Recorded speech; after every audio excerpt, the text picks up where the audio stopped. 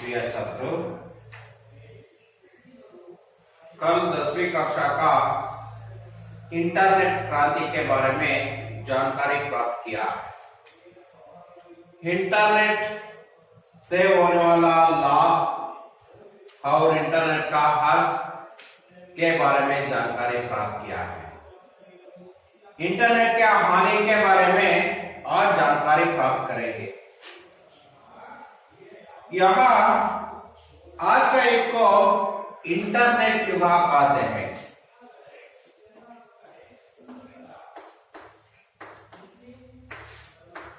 Internet युग कहते हैं क्योंकि बड़े बूढ़ों से लेकर छोटे बच्चों तक इंटरनेट क्रांति का असर पड़ा है।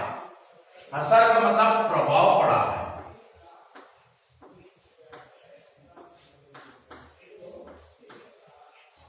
प्रभाव पड़ा है। इंटरनेट क्रांति का असर पड़ा है। एक दिन रोहन स्कूल में अपने मित्रों के साथ चर्चा किया गया है इंटरनेट के बारे में, लेकिन इंटरनेट के बारे में उसको संतुष्ट या संतृप्त उत्तर नहीं मिला है। इसी कारण से हमने बाबूजी के पास जाकर इंटरनेट के बारे में प्रश्न पूछा है। अपने बाबूजी ने कहने लगा, इंटरनेट एक तरह से विश्वव्यापी कंप्यूटरों का अंतर्जाल है और ज्यादा जानकारी के लिए अपने कंप्यूटर शिक्षक से पूछताछ करें, ऐसा रोहन के पिताजी ने सुझाव दिया है या सलाह दिया है। दूसरा दिन रोहन सीधा कक्षा में जाकर कंप्यूटर शिक्षक से प्रश्न पूछते हैं, इंटरनेट का अर्थ क्या है सर? इंटरनेट का अर्थ क्या है? यह एक अच्छा सवाल है या अच्छा प्रश्न है। शिक्षक ने जवाब देते हुए कहते हैं कि इंटरनेट अनगिनत कंप्यूटरों का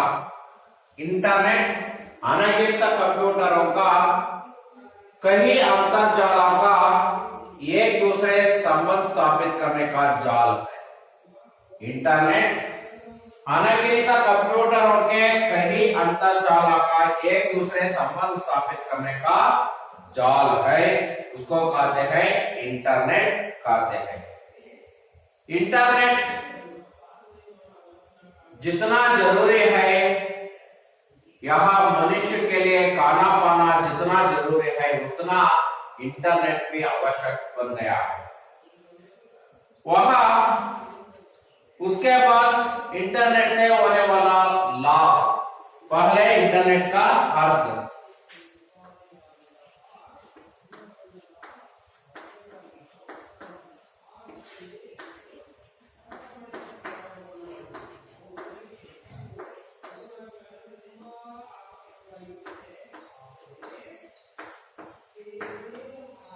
इंटरनेट से लाभ।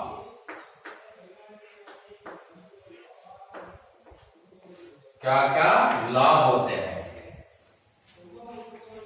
ये आप लोगों को मालूम होना चाहिए। इंटरनेट के बिना हम कम समय में ज्यादा विषयों को दुनिया के कहीं कोने पे किसी भी कोने को भेजना मुमकिन हो गया है, क्योंकि इंटरनेट के आने के पहले हम कोई संदेश भेजना होता तो चिट्ठी लिखनी पड़ती थी या दूरभाषा को उपयोग करना पड़ती थी। आज इंटरनेट के कारण से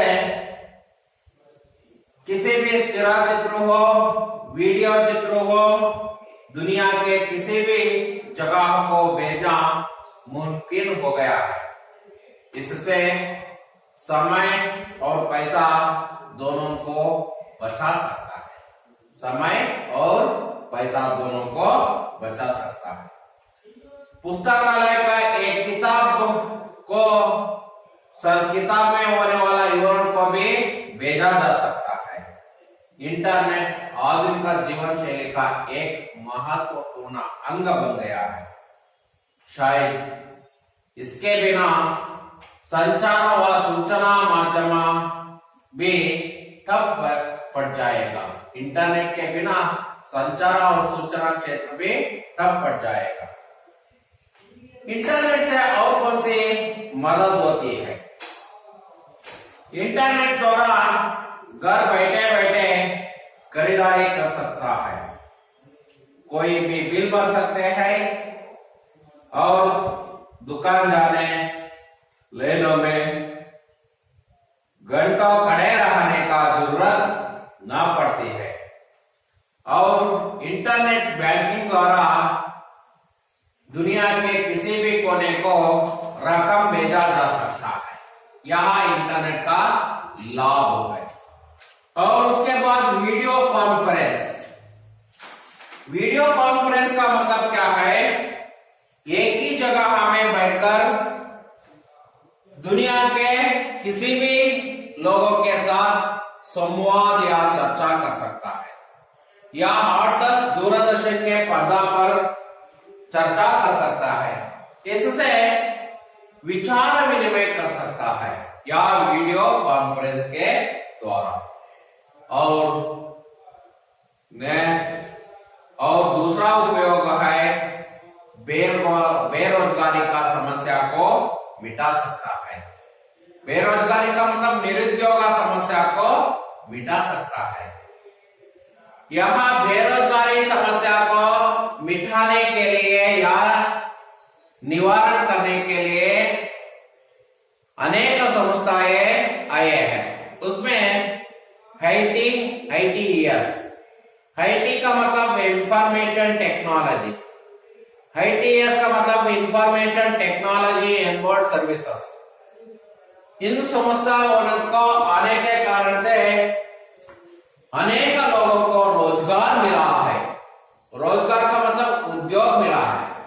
रोजगार का विलोम शब्द बेरोजगार।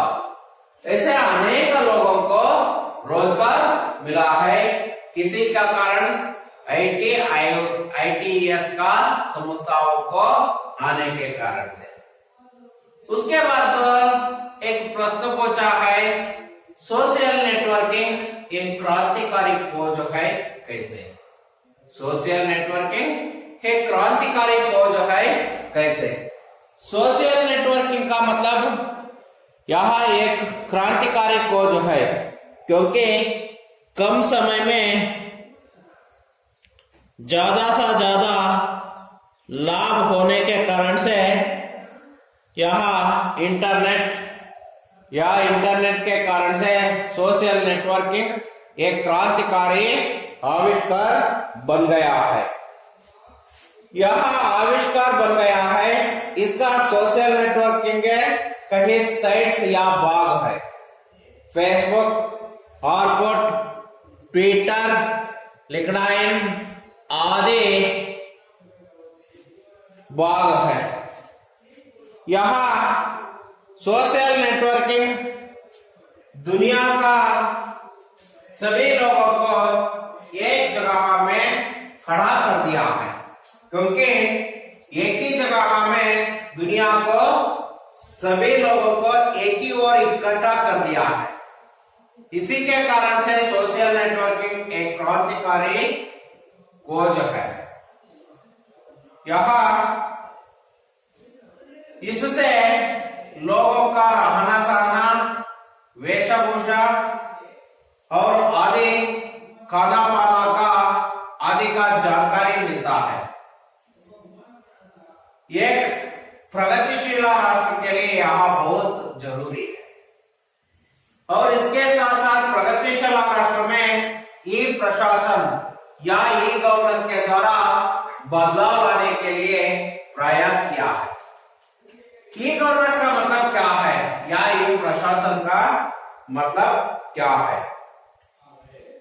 ई गवर्नेंस का मतलब ई गवर्नेंस द्वारा सरकार के सभी कामकाज का विवरण, अभिलेख, सरकारी आदेश आदि को यथावत लोगों को सूचित किया जाता है। इससे ई गवर्नेंस पारदर्शी बन सकता है या तो ये प्रशासन पारदर्शी बन सकता है। उसका मतलब क्या है? ई गवर्नेंस का द्वारा सभी कामकाज का ವಿವರಣ, ಎಲ್ಲ ಕೆಲಸಗಳ ವಿವರಣೆಯನ್ನ, ಅಧಿಸೂಚನೆಗಳನ್ನ, ಆದೇಶಗಳನ್ನ ಮುಂತಾದವುಗಳನ್ನ ಲೋಕಕ್ಕೂ ಜನಗಳಿಗೆ ನೇರವಾಗಿ ಸಂದೇಶವನ್ನ ಕೊಡುತ್ತೆ। ಇದರಿಂದ ನಾವು ಕರಪ್ಷನ್ ಅಥವಾ ಭ್ರಷ್ಟಾಚಾರವನ್ನ ತಡೆಗಟ್ಟಬಹುದು ಅಂತ ಈ ಸಾಮಾಜಿಕ ಜಾಲತಾಣಗಳಲ್ಲಿ ಇದನ್ನ ಬಿಡಲಾಗಿದೆ, ಈ ಪ್ರಶಾಸನ। ಅದಾದ್ಮೇಲೆ ನಮ್ಮ ಮಕ್ಕಳಿಗೆ ಗೊತ್ತಾಯ್ತು ಇಲ್ಲಿವರೆಗೂ ನಮಗೆ इंटरनेट से लाभ के बारे में जानकारी प्राप्त किया और आगे के भाग में इंटरनेट से होने वाला नष्ट के या हानि के बारे में जानकारी प्राप्त करेंगे। है इंटरनेट क्रांति।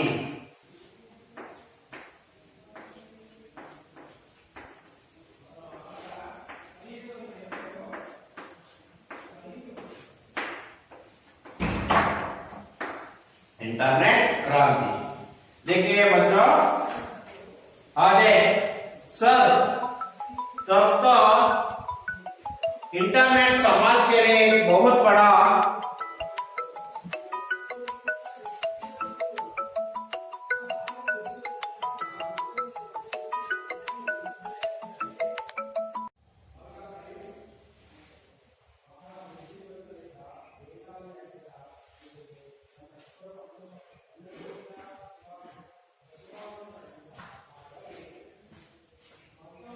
देखिए बच्चों, आदेश सर, तब तो इंटरनेट समाज के लिए एक बहुत बड़ा वरदान साबित हुआ। शिक्षक, इंटरनेट सचमुच एक वरदान है। उसने जीवन के हर क्षेत्र में अपना कमल दिखाया है, जैसे चिकित्सा, कृषि, अंतरिक्ष ज्ञान, विज्ञान, शिक्षा आदि। वहां तक कि देश के रक्षा दलों की कार्यवाही में इंटरनेट का बहुत बड़ा योगदान है। पूजा सर, क्या इंटरनेट का कोई दुष्परिणाम भी है? शिक्षक, हाँ है। इंटरनेट एक और वरदान है तो दूसरी ओर वह अभिशाप भी है। इंटरनेट की वजह से पायरेसी, बैंकिंग फ्रॉड, हैकिंग, सूचना या खबरों की चोरी आदि बढ़ रही है। मुक्त वेबसाइट, चैटिंग आदि से युवा पीढ़ी ही नहीं, बच्चे भी इंटरनेट की कबंधुओं के वशे में फंसे हुए हैं। इससे वक्त का दुरुपयोग होता है और बच्चे अनुपयुक्त और अनावश्यक जानकारी हासिल कर रहे हैं। इसलिए आप लोगों को इंटरनेट से सचेत रहना चाहिए। रोहन सर, अपने हमें इंटरनेट क्रांति के बारे में बहुत सारी जानकारी दी, इसके लिए सबकी तरफ से बहुत धन्यवाद। शिक्षक, एक बात याद रखना कि इस क्षेत्र की क्रांति निरंतर चलती रहेगी। मಕ್ಕಳೇ, ಒಂದು ಬಾರಿ ನೀವು ಒಂದ್ಸಲ ಮೆಲುಕಾಯಿ ಕೊಡಿ, ಹಾಗೆ ಇಂಟರ್ನೆಟ್ ಕ್ರಾಂತಿಯ ಹಾನಿಯ ಬಗ್ಗೆ ಒಂದ್ಸಲ ನೀವು ಒಂದ್ಸಲ ಮನಸ್ಸಿನಲ್ಲೇ ನೋಡ್ಕೊಳ್ಳಿ ಒಂದ್ಸಲ, ಆಗ ನಾನು ಹೇಳಿದ್ದು ನಿಮ್ಗೆ ಅರ್ಥ ಆಗ್ತಾ ಹೋಗುತ್ತೆ। ಒಂದ್ಸಲ ಓದ್ಕೊಳ್ಳಿ ನೋಡೋಣ।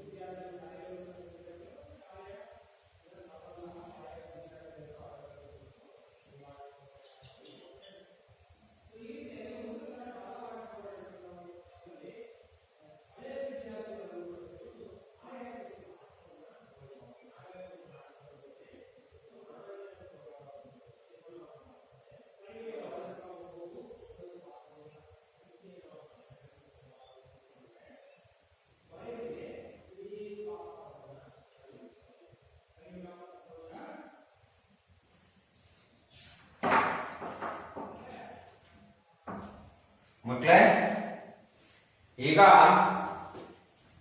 नष्टದ ಬಗ್ಗೆ ತಿಳ್ಕೊಳ್ತಾ ಹೋಗೋಣ ಏನೇನು इंटरनेट से होने वाला हानि के बारे में जानकारी प्राप्त करेंगे ನಾವು ಈಗ ಲಾಭಗಳು ಸುಮಾರು ಒಂದು 10-12 ಪಾಯಿಂಟ್ಗಳನ್ನ ತಿಳ್ಕೊಂಡಿದ್ದೀವಿ ಇದು ನಿಮಗೆ ನಿಬಂಧ ಬರೆಯೋದಕ್ಕೆ ಬಹಳ ಸುಲಭ ಆಗುತ್ತೆ ಮಕ್ಕಳೇ ಈ ರೀತಿ ಮಾಡೋದ್ರಿಂದ ನಿಮಗೆ ನಿಬಂಧವನ್ನ ಬರೆಯೋದಕ್ಕೆ ಬಹಳ ಸುಲಭ ಆಗುತ್ತೆ ಏನು ಹಾಗಾದ್ರೆ ನಿಬಂಧಗಳನ್ನ ಯಾವ ರೀತಿ ಬರೆಯೋದು ಹೇಗೆ ಅನ್ನೋದು ನಿಮಗೆ ಗೊತ್ತಿದೆ प्रस्तावने इंटरनेट का अर्थ लाभ और इंटरनेट से नष्ट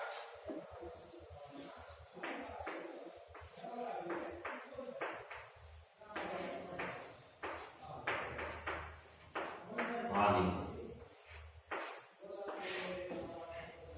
ಹಾಗಾದ್ರೆ ಇಂಟರ್ನೆಟ್ सचमुच एक वरदान है इंटरनेट ಅನ್ನುವಂಥದ್ದು ನಿಜವಾಗಿಯೂ वरदान उसने जीवन के हर क्षेत्र में अपना कमल दिखाया है जीवनದ ಪ್ರತಿಯೊಂದು ಕ್ಷೇತ್ರದಲ್ಲೂ अपना कमल दिखाया है कमल का मतलब ತನ್ನ ಚತುರತೆಯನ್ನ ಚಮತ್ಕಾರವನ್ನು ತೋರಿಸಿದೆ जैसे चिकित्सा क्षेत्र कृषि क्षेत्र अंतरिक्ष ज्ञान विज्ञान शिक्षा ಯಾವ ಕ್ಷೇತ್ರದಲ್ಲಿ ಮಕ್ಕಳೇ ಚಿಕಿತ್ಸಾ ಕ್ಷೇತ್ರ ಹಾಗಾದ್ರೆ ವೈದ್ಯಕೀಯ ಕ್ಷೇತ್ರದಲ್ಲಿ ನಾವು ಇವತ್ತು ಇಂಟರ್ನೆಟ್ ಇಲ್ಲದೆ ಏನು ಮಾಡಕ್ಕಾಗ್ತಾ ಇಲ್ಲ ಅಷ್ಟು ಇಂಟರ್ನೆಟ್ ಅವಶ್ಯಕವಾಗಿದೆ ಕೃಷಿ ಕ್ಷೇತ್ರದಲ್ಲೂ ಸಹ ನಾವು ಇಂಟರ್ನೆಟ್ ಅನ್ನ ಬಳಸ್ತಾ ಇದ್ದೀವಿ ಇವತ್ತು ಹವಾಮಾನದ ಬಗ್ಗೆ ವಾತಾವರಣವನ್ನು ತಿಳ್ಕೊಬೇಕು ಮತ್ತೆ ನಾವು ಇವತ್ತು ಮನೆಯಲ್ಲೇ ಕುತ್ಕೊಂಡ್ಬಿಟ್ಟು ಬೋರನ್ನ ಆನ್ ಮಾಡಬಹುದು ಇದು ಕೃಷಿಯಲ್ಲಿ ಉಪಯೋಗ ಆಗ್ತಾ ಇದೆ ಯಾವ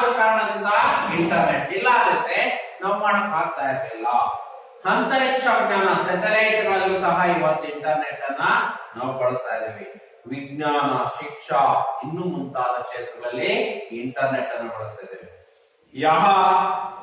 तक के देश की रक्षा दल की कार्यवाही में इंटरनेट का बहुत वरदान है ಅದಲ್ಲದೆ ರಕ್ಷಾ ದಳ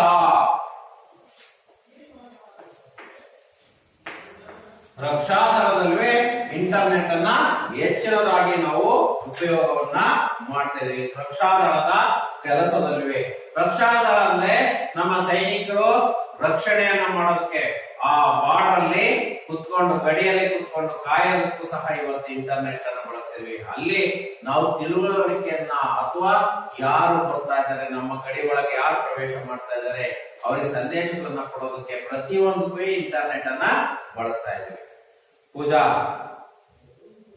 ಸರ್ क्या इंटरनेट का कोई दुष्परिणाम भी है ಹಾಗಾದ್ರೆ ದುಷ್ಪರಿಣಾಮ ಪರಿಣಾಮ ದುಷ್ಪರಿಣಾಮ ಕೆಟ್ಟ ಪರಿಣಾಮ ದುಷ್ ಅಂದ್ರೆ ಕೆಟ್ಟ ಪರಿಣಾಮ ಏನು ಆಗಾದ್ರೆ ಕೆಟ್ಟ ಪರಿಣಾಮ ಅದರಿಂದ ಅಂತ ಶಿಕ್ಷಾ ಕೇಳ್ತಾರೆ ಆಹಾ ಹೌದು ಬರೀ ಲಾಭ ಅಷ್ಟೇ ಅಲ್ಲ ಅದರಿಂದ ದುಷ್ಪರಿಣಾಮವೂ ಸಹ ಇದೆ इंटरनेट एक और वरदान है तो दूसरी ओर अभिशाप भी है वरदान अभिशाप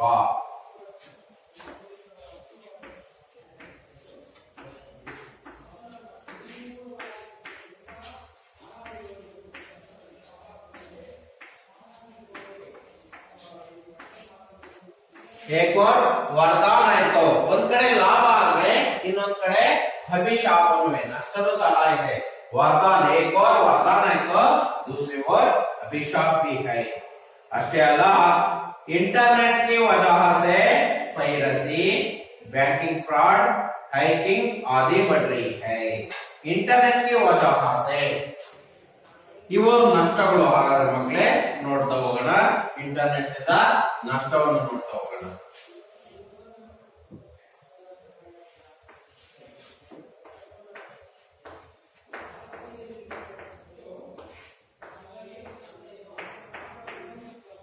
piracy, hacking,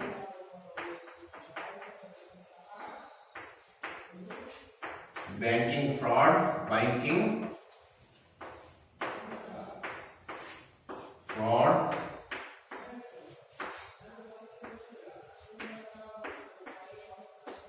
आदि बढ़ रही है। ಇದು ಒಂದು ನಷ್ಟ ನಮಗೆ ಗೊತ್ತಾಗ್ಲಿ. ಇಂಟರ್ನೆಟ್ ಸೆ ಪೈರಸಿ. ಸರ್ ಏನು ಪೈರಸಿ ಅಂದ್ರೆ? ಬ್ಯಾಂಕಿಂಗ್ ಫ್ರಾಡ್ ಅಥವಾ ಹೈಕಿಂಗ್ ಅಂದ್ರೆ ಏನು ಸರ್ ಅಂತ ಕೇಳೋಣ. ಪೈರಸಿ ಅಂದ್ರೆ ನಕಲು ಮಾಡುವಂತದ್ದು.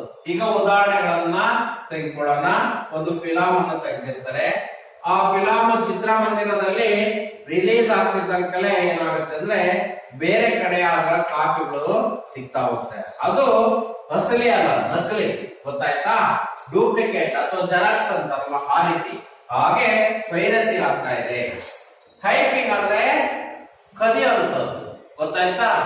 ಕಿತ್ಕೊಳ್ಳುವಂಥದ್ದು ಅಥವಾ ಕದಿಯುವಂಥದ್ದು. ಗೊತ್ತಿಲ್ಲದೆ ಇಂಟರ್ನೆಟ್ಟಿನ ಮೂಲಕ ಏನ್ ಮಾಡ್ತಾ ಇದ್ದಾರೆ? ಕದೀತಾ ಇದ್ದಾರೆ. ಏರೋಪ್ಲೇನ್ ಗಳನ್ನು ಕದಿಯೋದಕ್ಕೆ ಇದೇ ಕಾರಣ. ಬ್ಯಾಂಕಿಂಗ್ ಫ್ರಾಡ್, ಬ್ಯಾಂಕ್ ಅಲ್ಲಿ ಮೋಸ ಮಾಡ್ತಾ ಇದ್ದಾರೆ. ನಮ್ಮ ಅಕೌಂಟ್ ಅಲ್ಲಿ ಇರೋ ಹಣನೇ ಗುಳುಂ ಅನ್ನಿಸ್ತಾರೆ. ಯಾಕೆ ಗುಳುಂ ಅನ್ನಿಸ್ತಿದ್ದಾರೆ? ಈ ಇಂಟರ್ನೆಟ್ ಕ್ರಾಂತಿ. ಇವೆಲ್ಲ ಕಾರಣದಿಂದ ನಮ್ಗೆ ಮೋಸ ಆಗ್ತಾ ಇದೆ. ಫ್ರಾಡ್ ಅಂದ್ರೆ ಮೋಸ.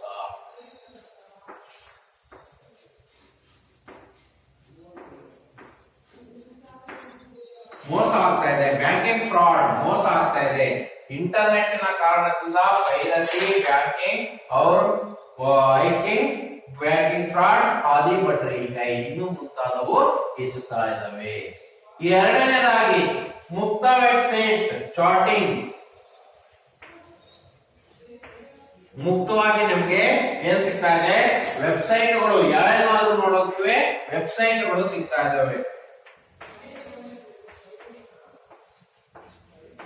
मुक्त वेबसाइट के कारण से चैटिंग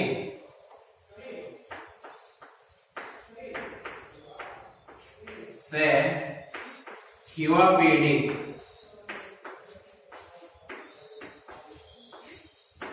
और बच्चे अपने समय को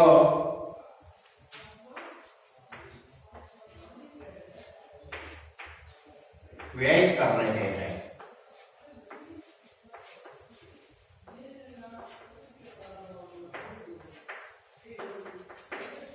ನೋಡಿ ಮಕ್ಕಳೇ, ಮುಕ್ತ ವೆಬ್ಸೈಟ್ ಮತ್ತು ಚಾಟಿಂಗ್. ಇವತ್ತು ಇಂಟರ್ನೆಟ್ ಇರೋದ್ರಿಂದ ಸುಮ್ಮನೆ ಚಾಟಿಂಗ್ ಅಂದ್ರೆ ಮಾತುಕತೆಯನ್ನು ಆಡುವಂಥದ್ದು, ಮೆಸೇಜ್ಗಳನ್ನು ಕಳಿಸುವಂಥದ್ದು. ಆಮೇಲೆ ಮುಕ್ತ ವೆಬ್ಸೈಟ್, ಎಲ್ಲ ವೆಬ್ಸೈಟ್ಗಳು ನಮ್ಗೆ ಉಚಿತವಾಗಿ ಸಿಗ್ತಾ ಇದಾವೆ. ಯಾವುದನ್ನಾದ್ರೂ ಯಾವುದೇ ಒಳ್ಳೆಯದನ್ನು ನೋಡಬಹುದು, ಅದರಲ್ಲಿ ಕೆಟ್ಟದನ್ನು ಸಹ ನೋಡಬಹುದು. ಹಾಗಾಗಿ ಮುಕ್ತವಾಗಿ ನಮಗೆ ಸಿಗೋದ್ರಿಂದ ವೆಬ್ಸೈಟ್ಗಳು, ಹಾಗಾಗಿ ಆರಾಮಾಗಿ ಎಲ್ಲದನ್ನು ನೋಡ್ತಾ ಇದ್ದಾರೆ. ಕೆಟ್ಟದನ್ನು ನೋಡ್ತಾ ಇದ್ದಾರೆ, ಒಳ್ಳೆಯದನ್ನು ನೋಡ್ತಾ ಇದ್ದಾರೆ. ಇದರಿಂದ ಯುವಕರು ಅಥವಾ ಯುವ ಪೀಳಿಗೆ ಅನ್ನುವಂಥದ್ದು ಮತ್ತು ಮಕ್ಕಳು ಏನಾಗ್ತಾ ಇದ್ದಾರೆ? ತನ್ನ ಸಮಯವನ್ನ ವ್ಯಯ ಮಾಡ್ತಾ ಇದ್ದಾರೆ, ನಾಶ ಆಗ್ತಾ ಇದ್ದಾರೆ.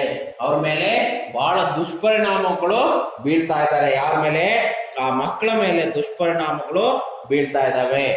ಹಾಗಾಗಿ ಮಕ್ಕಳೇ, ನಿಮ್ಗೆ ಗೊತ್ತಾಗಬೇಕು ಅಲ್ಲಿಗೆ ಇದರಿಂದ ಲಾಭದ ಜೊತೆಗೆ ನಷ್ಟನೂ ಆಗ್ತಾ ಇದೆ.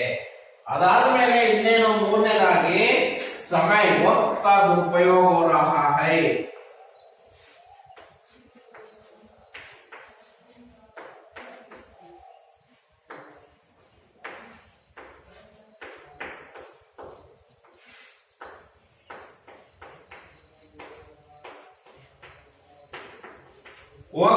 वक्त ಅಂದ್ರೆ ಸಮಯ.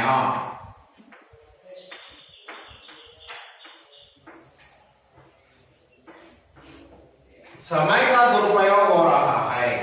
ಇವತ್ತು ಸಮಯದ ದುರುಪಯೋಗ ಆಗ್ತಾ ಇದೆ.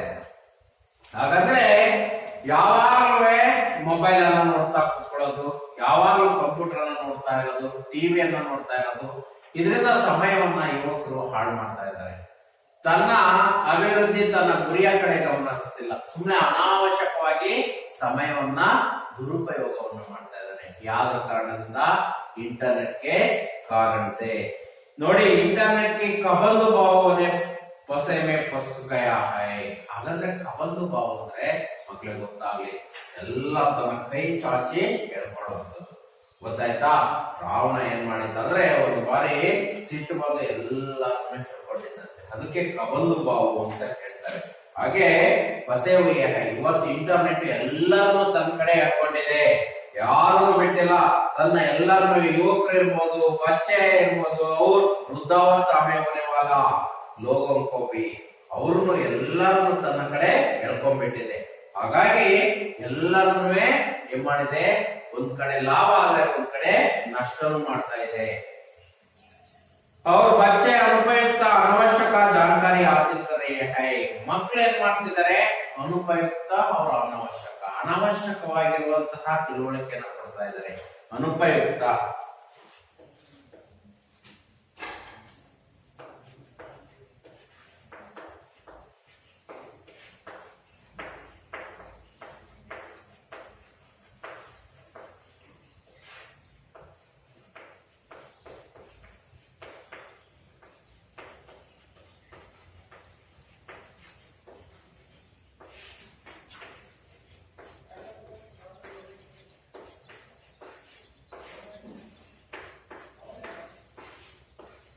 जानकारी हासिल कर रहे हैं.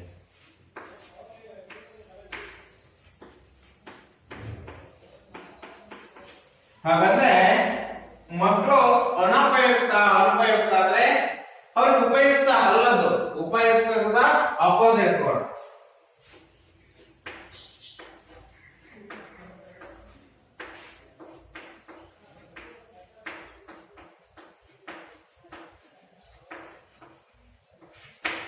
ಅನಾವಶ್ಯಕ, ಅವಶ್ಯಕ.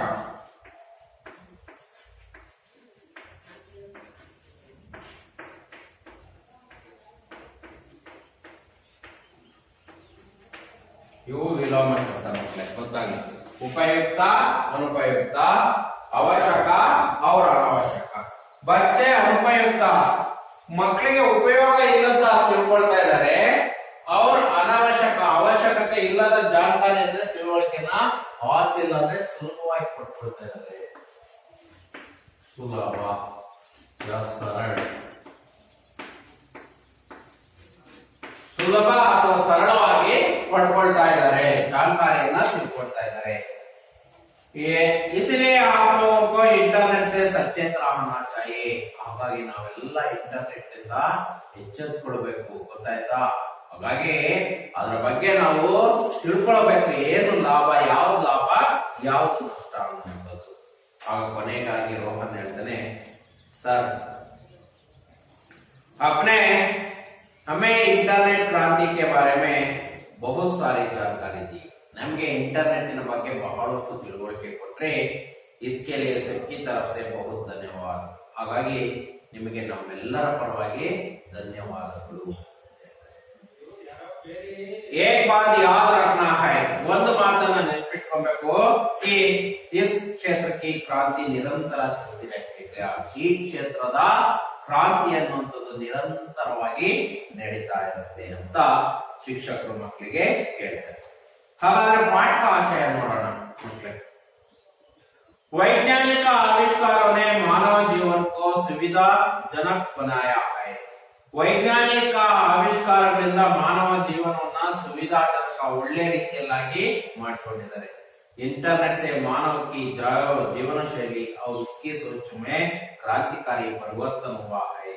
ಇಂಟರ್ನೆಟ್ ನಿಂದ ಮಾನವನ ಜೀವನ ಶೈಲಿ ಮತ್ತೆ ಅವನು ಯೋಚನೆ ಮಾಡದಷ್ಟು ಕ್ರಾಂತಿಕಾರಿ ಬದಲಾವಣೆ, ಪರಿವರ್ತನೆ ಆಗಿದೆ. आज इंटरनेट के बिना संचार व सूचना दोनों ही क्षेत्र कमजोर हो जाता है.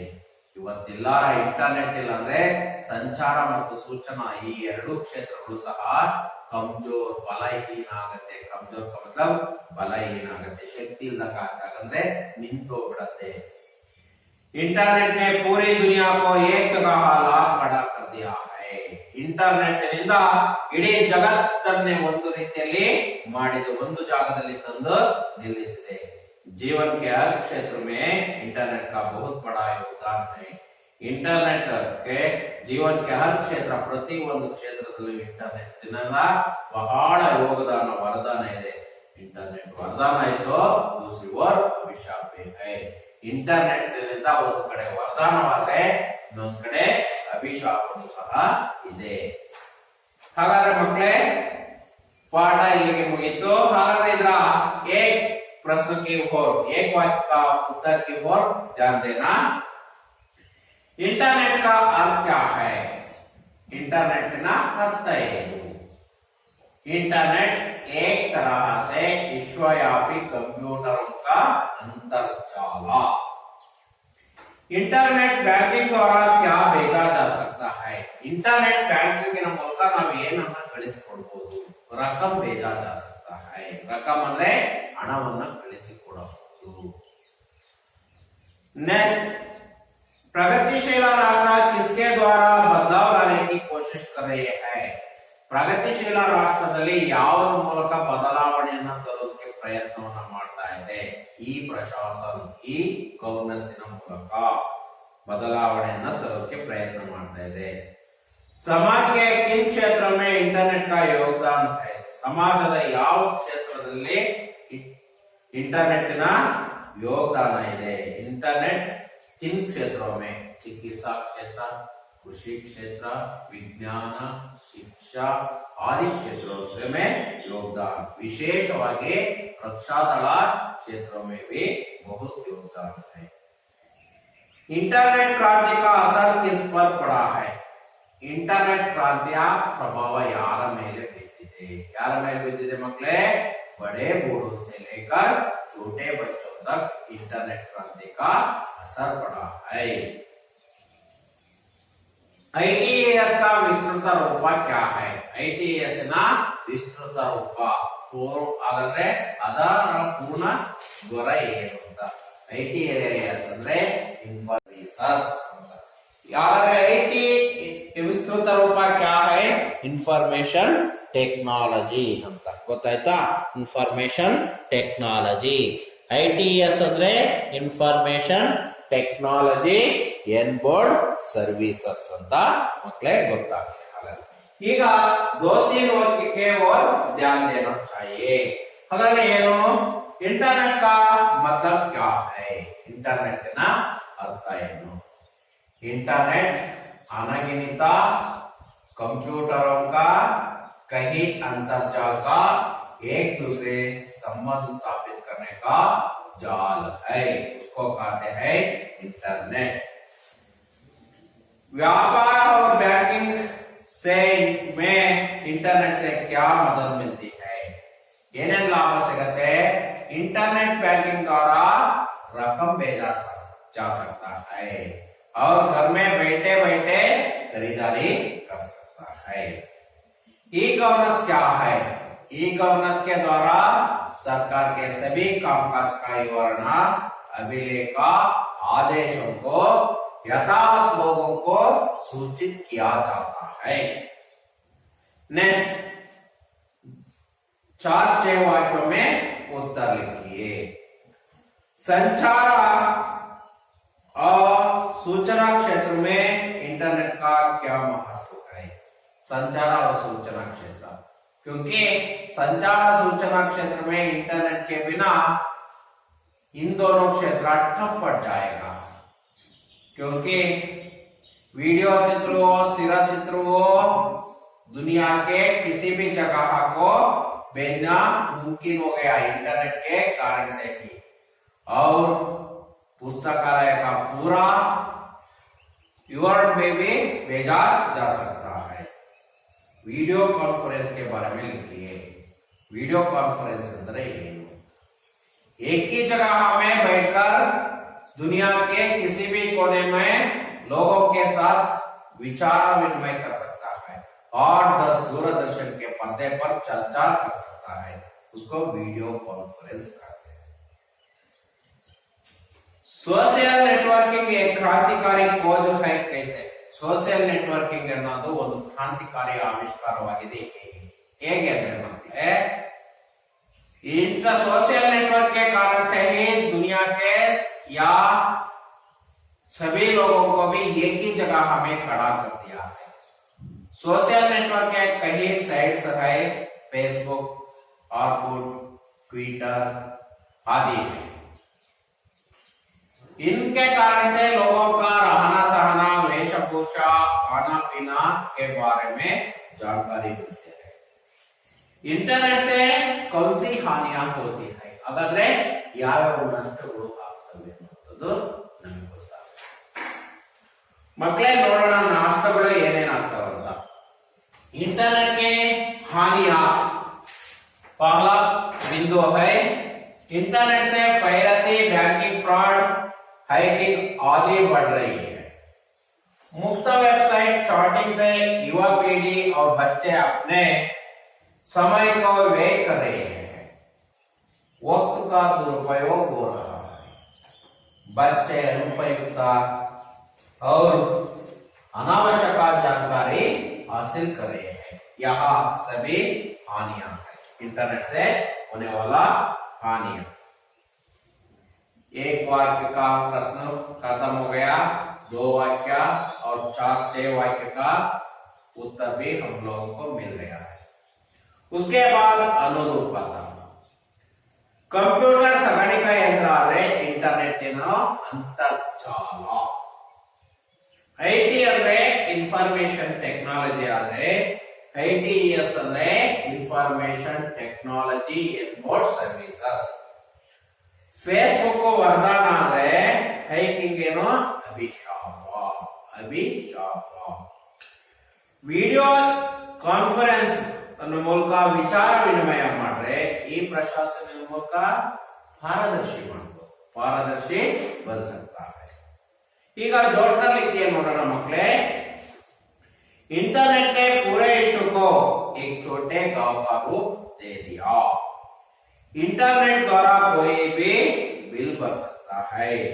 इंटरनेट समाज के लिए एक बहुत बड़ा वरदान है।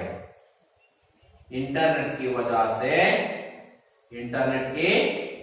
से पायरेसी, बैंकिंग आदि बढ़ रही है। इंटरनेट से सबको सचेत रहना चाहिए। अभी खाली जगह भरिए। इंटरनेट एक तरह से विश्वव्यापी कंप्यूटरों का अंतर्जाल। आईटी और आईटीएस से अनगिनत लोगों को रोजगार मिला। रोजगार ಅಂದ್ರೆ उद्योग। सोशल नेटवर्क के कई डैश है, साइट्स है, भागों। ई गवर्नेंस से प्रशासन डैश बन सकता है, पारदर्शी। इंटरनेट सचमुच एक वरदान है। देश के डैश कार्यवाही में इंटरनेट का बहुत बड़ा योगदान है। रक्षा दलों की कार्यवाही में इंटरनेट वो एक और वरदान है, तो वह डैश अभिशाप भी है। ಈಗ ಖಾಲಿ जगह आयतो, उसके बाद कन्नड़ में अनुवाद कीजिए। इंटरनेट आधुनिक जीवन शैली का महत्वपूर्ण अंग बन गया है। इंटरनेट ಅನ್ನುವಂಥದ್ದು ಆಧುನಿಕ ಜೀವನ ಶೈಲಿಯ ಒಂದು ಮಹತ್ವಪೂರ್ಣ ಅಂಗವಾಗಿದೆ। इंटरनेट द्वारा घर बैठे बैठे खरीदारी कर सकता है।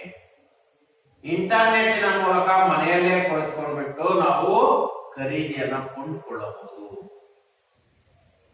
इंटरनेट की सहायता से बेरोजगारी को मिटा सकता है।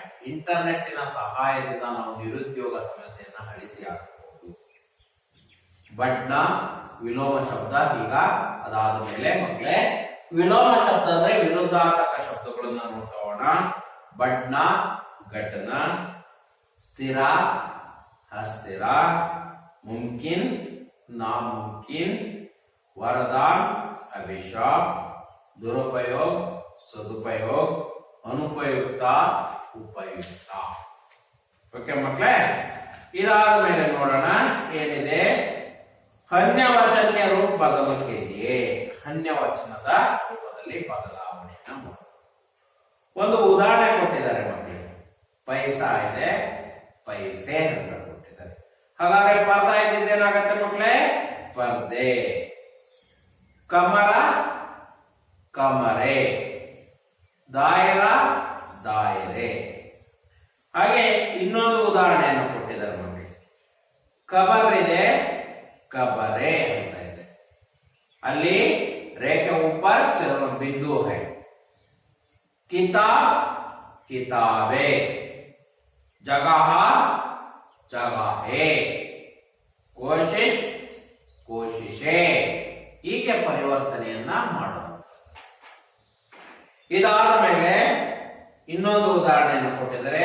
ಇವು ಬದಲಾವಣೆ ಅಲ್ಲ, ಏಕವಚನದಲ್ಲೂ ಹಾಗೆ ಇರುತ್ತೆ, ಬಹುವಚನದಲ್ಲೂ ಹಾಗೆ ಇರುತ್ತೆ. ಬದಲಾವಣೆ ಅಲ್ಲ.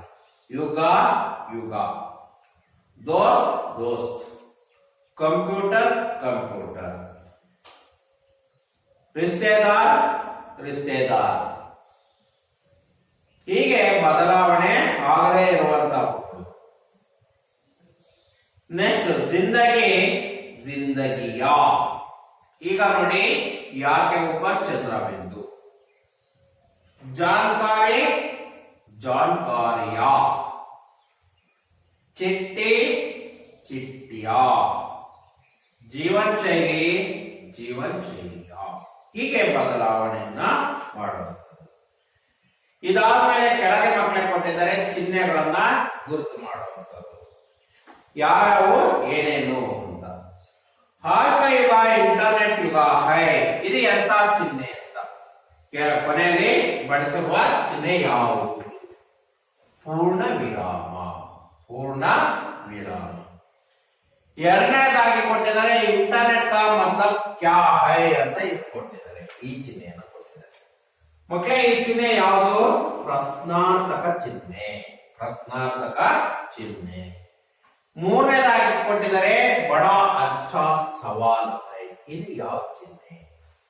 ಇದು ಯಾವ ಚಿಹ್ನೆ ಮಕ್ಕಳೇ? ವಿಸ್ಮಯಾದಿ ಬೋಧಕ ಚಿಹ್ನೆ. ಯಾವ ಆಶ್ಚರ್ಯ ಸೂಚಕ ಚಿಹ್ನೆ? ವಿಸ್ಮಯಾದಿ ಬೋಧಕ ಚಿಹ್ನೆ. ನೋಡೋಣ. ಅದಾದ್ಮೇಲೆ लोगों को साथ विचार विनिमय कर सकता है. ವಿಚಾರ ವಿನಿಮಯ ಅಂತ ಇಲ್ಲಿ ಕೊಟ್ಟಿದ್ದಾರೆ ಈ ಚಿಹ್ನೆ. ಇದನ್ನ ಯೋಜಕ ಚಿಹ್ನೆ ಅಂತ ಕರಿತೀವಿ. ಇದನ್ನೇನಂತೀವಿ? ಯೋಜಕ ಚಿಹ್ನೆ.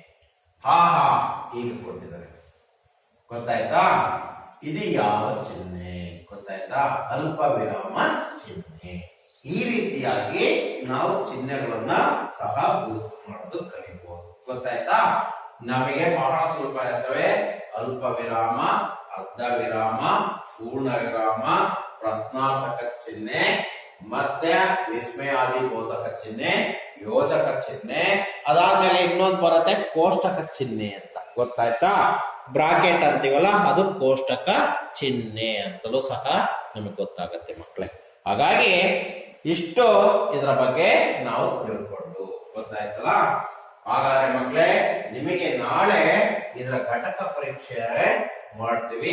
ಇದನ್ನ ಮಾಡೋದಕ್ಕೆ ಬರಬೇಕು ಇಂಟರ್ನೆಟ್ ಕ್ರಾಂತಿದ. ಅದರ ಜೊತೆಯಲ್ಲಿ ನಿಮಗೆ ಏನ್ ಬರ್ಬೇಕು ಮಕ್ಕಳೇ? ಇದರ ಜೊತೆಯಲ್ಲಿ ನಿಬಂಧನ ಬರೆಯಕ್ಕೆ ಬರಬೇಕು. ನೀವೆಲ್ಲರೂ ನಿಬಂಧನ ಸಹ ಬರೆಯೋದಕ್ಕೆ ರೆಡಿಯಾಗಿ ಬಂದಿದ್ದೀವಿ ಅಂತ ಹೇಳ್ತಾ